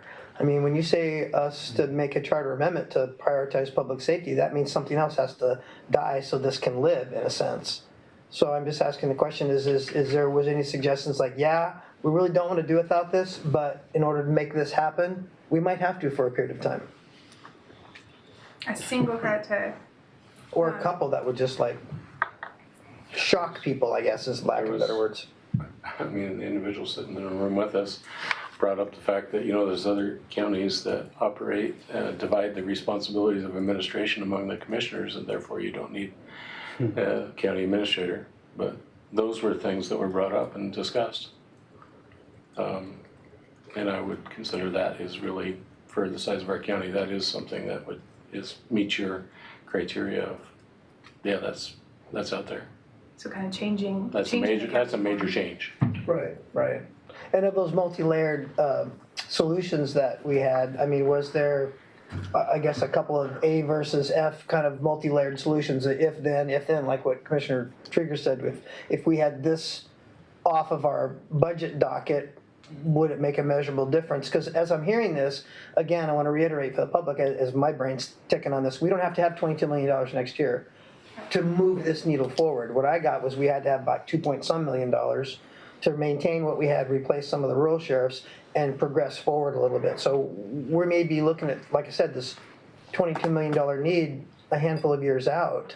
But we have to have a visionary plan to hold the fence back of what we're doing, to not engage in other kinds of new activities or new unfunded mandates that the state may require, and for us to hold the line and maybe cut some things off that we've been accustomed to having so that we can move forward in that vision in a number of years. Is that? I think there was conversations about, I think we were all trying to apply how we're managing our own household budgets and things like, don't go on vacation, don't buy new outfits, things I tell myself. So I think there was some of that, which is across the board. Now is probably not the time to be taking on, big things that have sort of uncertainty and liability or operational expenses long term. I think there was discussion about, are there services that each department does or needs that is provided in a central type of way that actually could move away from having a department that provides, none of this is to say these were good ideas, but there was discussions about fleet. Is there a way that maybe you don't need an entire program that manages something, but instead each department contracts for types of services? There was there was those types of, and that's where we got to the audit conversation, which is this committee the right one to understand the inner workings? No, but what are the tools you could pursue so you could run those types of efficiency measures to ground? And so that was some of that. And could we have that kind of information prior to June of 26 when we lop off another ligament of the public safety service system by losing rural patrol? Oh, I guess another question. Commissioner Bob, go ahead. So it's kind of along the same track. Knowing that we spend 74% of our general fund on public safety now, I largely get the idea that the general public doesn't really know that. Right. And we don't do a great job of getting the word out. And that we feel, especially since we just finished up our budget earlier today, that we've kind of starting to cut to the bone our services already. But when you present that one of the issues is efficiency and prioritization, what that tells me is that the perception from the public of those decisions that we had to critically make over the course of the last few months are just not well known. And so we need to do, as part of this effort, make sure that that information is solidly out there for the public and that they're aware. Because after going through the budget process, I'm not sure that there's a lot more efficiency that we can find. But if the public doesn't know that, then we don't gain the trust necessary for these other potential solutions. I think overall, though, we don't have like a big public relations budget, do we, Devin? In order to share that. But if this is a priority for us, which I think it is a priority for each one of us, that we're going to have to find a way to build that kind of public relations budget in order to gain the trust of the community and have those broader conversations, or we won't be able to be successful in ultimately finding a pathway forward. That's just what I'm gathering from the meeting today. But if you told me from your meetings, oh yeah, the public already knows you spend 74% of your general fund money, and that you just had to chop off $6 million from your budget this year because we had a funding gap, and we're still having efficiency problems, and I might deduce that differently. I'm gathering that that's not what you're hearing, though. No, I think a couple things. If the meeting's wrapped up prior to your budget process, probably being, you were probably right about midpoint of maturity of that budget process. So we weren't talking in an environment where the decisions you just made were at the front of the table just yet. But even so, there's a lot of noise on the landscape. And so what you're competing with in the public's perception is all of that. And, you know, the projects that get elevated into discussion points, you know, in the media or in certain spaces. And so that's always a piece. So when they're talking, you know, we're talking about trust and efficiency and prioritization, it's within the context of all of those conversations happening and all that movement. And you're right, how budgets, public budgets are allocated is not easily and readily at the forefront. Yeah, not only how our budget is structured, but how much of a property tax dollar we get. That's the first, the inputs, right? That's what people know. They write their property tax bill, they pay their bill, they write their check to the county. Yep. And then they wonder why we don't. You're swimming upstream of a lot of stuff, and all of it comes down to that they only have $1 in their pocket to begin with. So there's all that noise in them. And I think to the chair's point about, is there something we're spending money? I mean, the majority of the things that cost the majority of our budget are mandated services. And we can't. Commissioner Farr, weigh in, please. Well, there's a lot to weigh in on, and a little bit of it is an experience. You talk about, is there a leg we can cut off and live without the leg? Well, Faye, you were here in 10, 11, and 12 when we cut off legs and arms. I wasn't there. You were there. Judy, you were there. And, you know what it was like then. And we really did cut to the bone as far as I could see. But you made it easier for this Board of Commissioners to do the work that we do because you did the hard work then. Bill Compton, you were... Well, I'm at high school when ballot measure 5 passed. So you saw the kinds of decisions we made as a school board. We lose librarians or counselors. We cut PE or music. Well, you lose them all, right? You cut legs and arms off, and then when there are no arms and legs left, then that's when the efficiency in the PR becomes very important to make sure that people know what the picture actually is. And I'll say that as far as PR is concerned, we have Devin most certainly, but the greatest PR is 5 commissioners speaking as a single voice. Mm-hmm. That's a juggernaut when we can do that. And if we can take this report and begin to talk together and present the information to the public in a way that they understand from all of us, then I think we can really carry that a great distance. The work's just begun. You've done the groundwork for it, but the work for us has just begun. And I would add, too, that compounds on the challenge of connecting and getting information to people is that a lot of us don't know that the efficiencies and the things that you've done, that your staff's done to save money. In case in point, when I was on the board, we established a wellness clinic. It saved us a lot of money in healthcare costs. But did we cast that out to people? That's the challenge, is getting that information out. Another lesson that I learned is that we expect people to come to us. They're only going to come to us unless we're going to close the ice rink or we're going to do something that really impacts them specifically. Everybody's busy in this world, in this life. And I found that it's better and easier. You're going to get a much better audience if you go to them. So each of you know what your districts are. Each of you know where you can go. Maybe it's a city club. Maybe it's a Marcola homeowners meeting, whatever it is, you can go to them, and then I'm sure you'll be graciously received and allowed moments to speak to them, and you can share that information.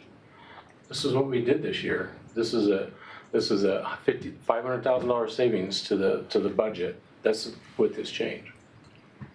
Devin can put it on Facebook, and she can put it in the newspaper. But really, it's probably not going to touch as many people as you have the audience to touch or connect with.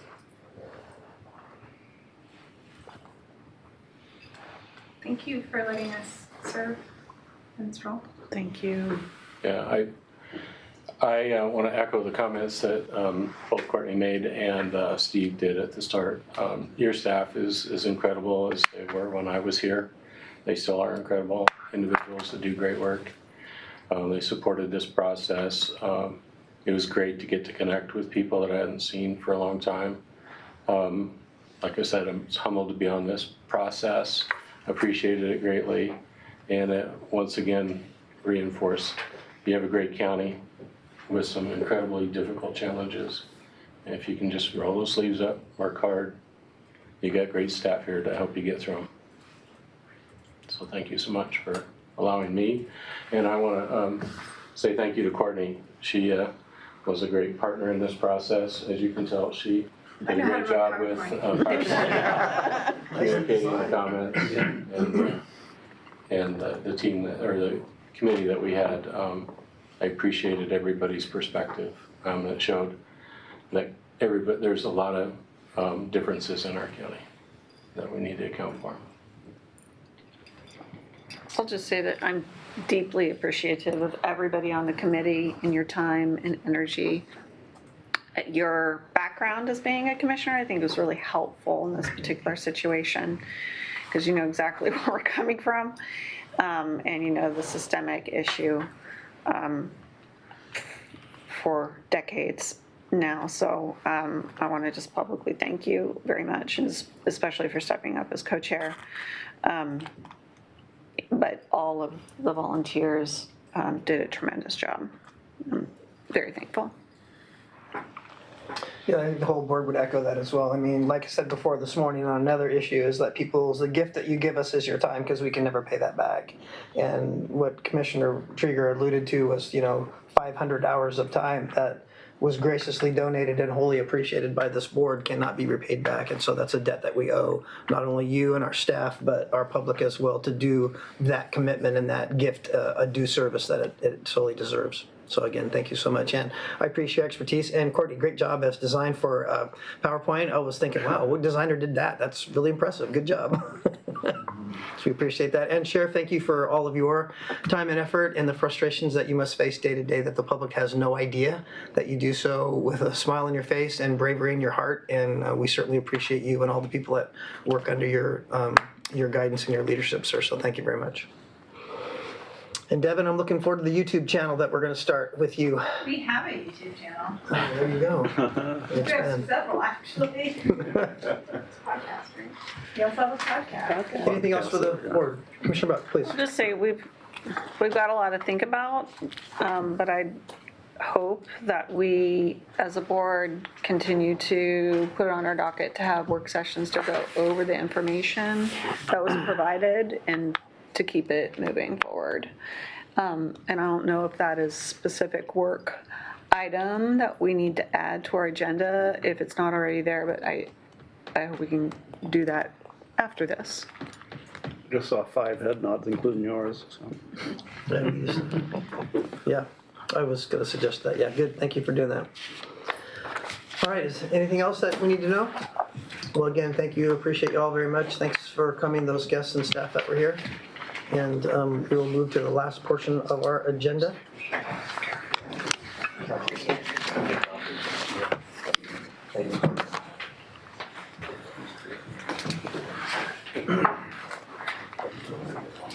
So as we move to the last portion of our agenda, our commissioners' business, we do have just a few announcements or commissioners' comments or reports that we can kind of lump into one item. If you all have some things you want to put out. Yes, Commissioner, but I do, but I want all of us. Well, let's clear the room. Yeah, we're just kind of, minute or so. yeah, clear the room here a little bit.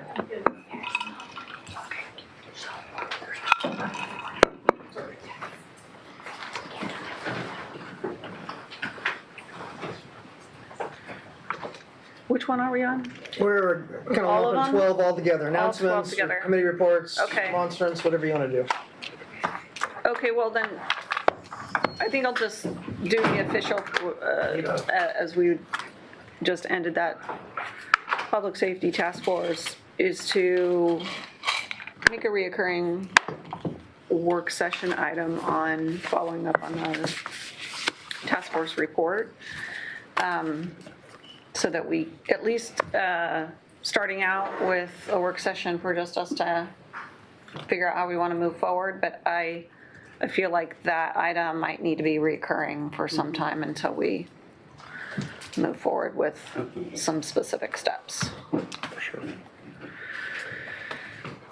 I think what I'd ask is, before we know what the reoccurrence is going to be, if we can have the assignment be, let's have a work session to do a follow-up, and give you all some time to think about this, and then because we certainly can set up a reoccurring work session. I just think we want to know, you're going to want to know, how often is that going to happen? What are we going to talk about it? Or if you just want to have a monthly, once a month, have a work session focused on this topic, we could do that.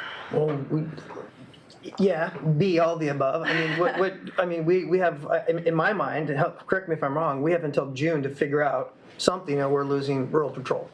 So to me, that's the marker of urgency that I see. So back that out, how many work sessions do we need to try to figure out some sort of solution, an ongoing solution to that problem? That's the first item in my mind. Although we just added 525,000, so hopefully that will extend it a little bit. Right, so we've got some band-aids on that. Yeah. So in answer your question, my first knee-jerk response would be, yeah, a monthly meeting for us to check in, or at least an arena where 5 commissioners can get into a room and say, hey, this is what I'm thinking, what are you thinking, and have a very candid conversation that, if it's possible, if county council could help us out, even off public meeting space where the awkwardness of the public decorum is it sometimes gets in our way of finding some creative solutions and battling things out and rolling our sleeves up. Okay. So maybe we should monthly- start with the big one, an initial big work session. And then we tentatively have a monthly meeting, but we can work that out further in the next work Take session. next steps from there. Yeah. Just one clarity I want to make is the June 26 is not the end of all rural patrol. It's the end of the funds that were, the one-time funds that were set aside for the enhanced rural patrol back in 2020 and then again in 2021. There were two different pots of resources that totaled $12 million over 5 years that to enhance patrol in East and West Lane County. So the 2020 funds are running out, and that's where the sheriff indicated we've sort of reduced that to one, I think it's one deputy now. For both sides, yeah. Yeah, and then the other piece is there's funding through the end of this year. All that funding runs out. It doesn't mean that all rural patrol stops. It means we go back to the pre-2020 rural patrol. Okay. So that's an assignment that's pretty well articulated, that we'll have a work session as soon as possible available? Yeah. Okay, super. Anything else? Go I ahead. had one other, which is a total switch from our previous conversation. We previously talked about potentially having a meeting upriver. And logistically, that's challenging, especially if we have staff from totally different subjects and they have to travel up there and back. So after some discussion, it seems like it might be more useful to have a Wednesday work session upriver, talk about things that pertain to them, maybe have a panel or have some public comment from that community. And I'm sure they'd love to give us a tour. But just a Wednesday rather than a full-blown Tuesday meeting upriver. And so this would be to have the agenda team schedule a Wednesday work session upriver as you can allow in the schedule. We have done similar before years ago. We did Cutting Grove one time. We did Florence one time. Yeah. So. Was that something you're suggesting, like in Blue River? Yes, and Blue River specifically. And would that be something that would be more advantageous as a afternoon, evening kind of time slot, or midday? What are we thinking? I think I think that should be discussed at the agenda team level. I would think, but I think just more importantly, it's not like a regular business Tuesday. It's a Wednesday of some sort. Maybe we could get with, yeah, maybe we Taking any action? maybe we could get with Jessica, find a good work session that would fit in and schedule it out. Okay, all right. That works? Great. Do we get a van field trip? I'm sure we can figure that out. We'll take a van down to the river. Yeah, there we go. Drift boats, I think, work really well. You have to go upstream from here, though, unfortunately, yeah. Anyone else? Comments, board assignments? We're kind of lumping it all together. Go ahead. Yeah, Commissioner I Schaefer. will just say, I got to tour Willamette Family Treatment Center's new sobering detox and residential treatment facility. They're going to welcome their first clients in next week. They're really excited, and it's just a beautiful facility and much needed increased capacity for the community, so that's really exciting. And just a reminder that Eugene Pride is this Saturday at our Own Lane Event Center from 11 a.m. to 7 p.m. and music and food and community organizations tabling, and it's a great time. And it's at our site this year, which is great. So it's partly indoors, partly outdoors. Great. Commissioner Farr, anything? Nothing. I mentioned earlier that the Poverty and Homelessness Board will be looking at finalization of its strategic plan on Thursday of this week. It's been a while coming, but as I stated earlier, it does fall very nicely under the umbrella of Lane County's strategic plan. We'll find that out. Thanks. Christian? Everything's good?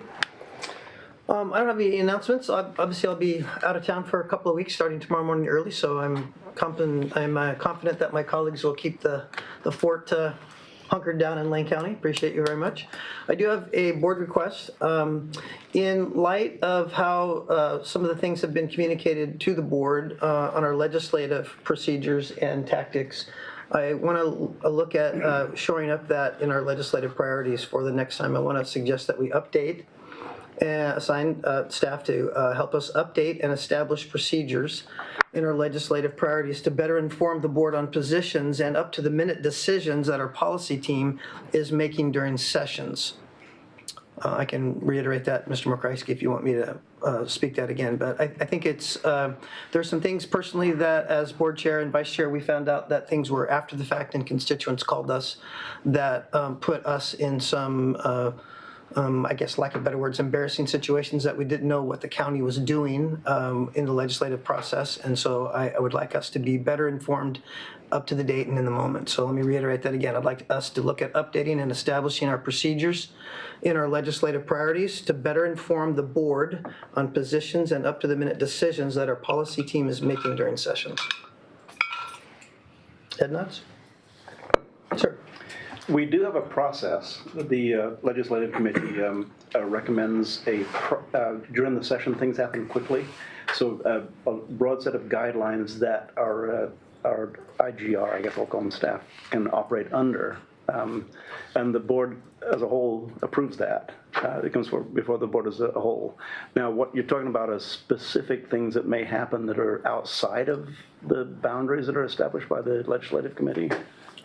Well, yes, yeah, in that, I think the board chair of the board chairs at the time needs to be in step with the day-to-day things that are happening that the policy team is doing up in Salem as they can know that and get that information back to them so the board chair and the chair can, vice chair can at least disseminate that information to the appropriate districts that it may affect.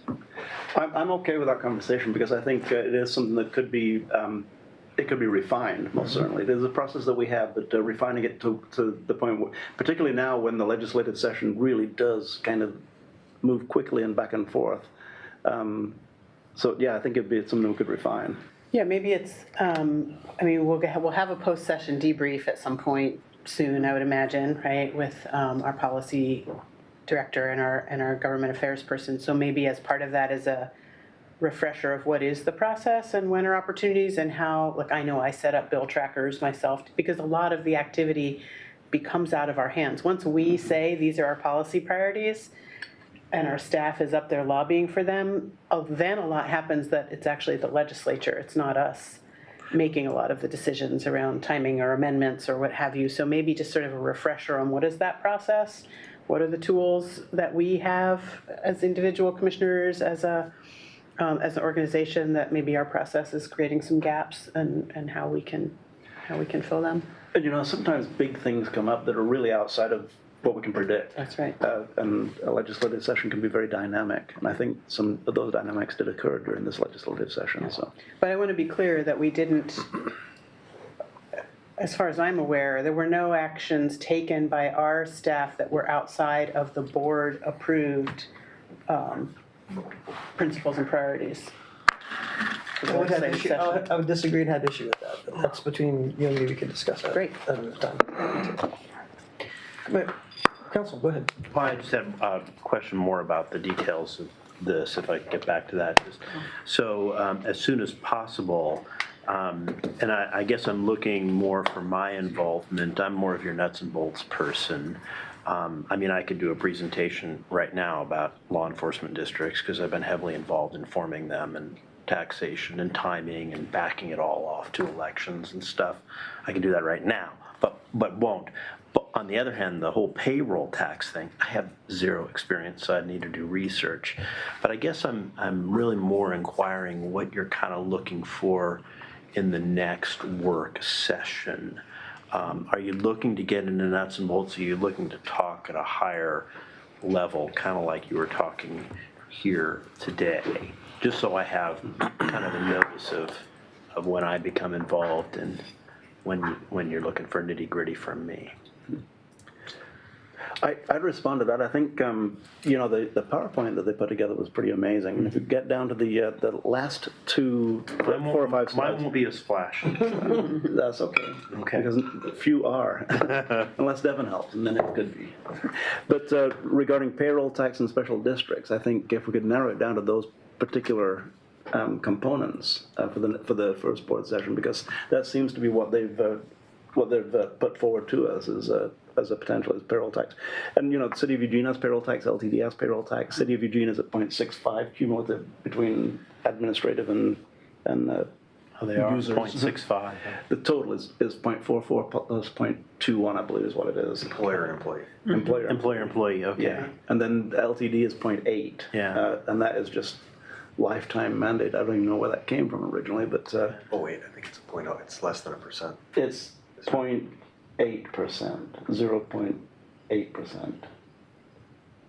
Less than 1%. Yeah. Less than 1. 0.8%. I think it was a sliding scale. Yeah. But anyway, that being But said, I'll we need to do have some payroll. research Yeah. on that. I'm familiar with the metro area taxes. I'm familiar with some of them here. City of Salem had a recent extravaganza with this.